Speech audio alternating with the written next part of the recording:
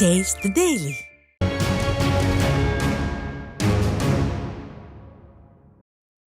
தமிழக சட்டப்பேரவை கூட்டத்தொடரின் 3வது நாளில் கிட்னிகள் ஜாக்கிரதை பேட்ஜ் அணிந்து அதிமுக சட்டமன்ற உறுப்பினர்கள் சட்டப்பேரவை வந்தனர். திமுக ஆட்சியில் கிட்னி முறைகேடு தொடர்பாக முறையான விசாரணையை ஸ்டாலின் அரசு நடத்தவில்லை என்பதை கண்டிக்கும் விதமாக தமிழக சட்டப்பேரவை கூட்டத்தொடரில் எதிர்க்கட்சித் தலைவர் எடப்பாடி கே பழனிசாமி தலைமையில் பங்கேற்ற எதிர்க்கட்சி கொறடா SP வேலுமணி உள்ளிட்ட அதிமுக சட்டமன்ற உறுப்பினர்கள் கிட்னிகள் ஜாக்கிரதை என்ற வாசகம் அடங்கிய பேட்ஜ் அணிந்து வந்து எதிர்ப்பு தெரிவித்தனர். கிட்னி முறைகேடு குறித்து சட்டப்பேரவையில் எதிர்க்கட்சித் தலைவர் எடப்பாடி கே பழனிசாமி உரையாற்றும் போது 2வது நாளாக நேரலையை துண்டித்து திமுக அரசு அராஜகத்தில் ஈடுபட்டது. தமிழக சட்டப்பேரவை கூட்டத்தொடரின் 3வது நாளில் கிட்னி முறைகேடு தொடர்பாக திமுக அரசை கண்டிக்கும் விதமாக எதிர்க்கட்சித் தலைவர் எடப்பாடி கே பழனிசாமி தலைமையில் எதிர்க்கட்சி கொறடா SP வேலுமணி உள்ளிட்ட அதிமுக சட்டமன்ற உறுப்பினர்கள் கிட்னிகள் ஜாக்கிரதை பேட்ஜ் அணிந்து தலைமைச் செயலகம் வந்தனர்.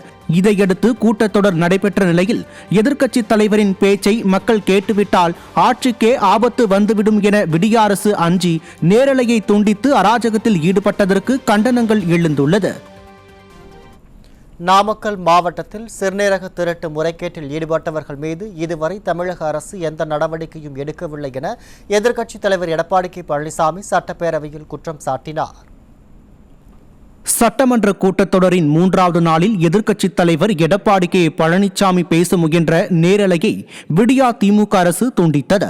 எனினும் சிறுநீரக திருட்டு தொடர்பாக சிறப்பு கவன ஈர்ப்பு தீர்மானம் கொண்டு வந்த எதிர்க்கட்சித் தலைவர் எடப்பாடி கே பழனிசாமி நாமக்கல் மாவட்டம் பள்ளிப்பாளையத்தில் நலிவடைந்த ஏழை விசைத்தறி தொழிலாளர்களின் வறுமையை பயன்படுத்தி ஒரு தனியார் மருத்துவக் கல்லூரி மற்றும் தனியார் மருத்துவமனைகள் சிறுநீரக திருட்டு முறைகேட்டில் ஈடுபட்டதை விசாரணை குழு உறுதி செய்ததாக சுட்டிக்காட்டினார்.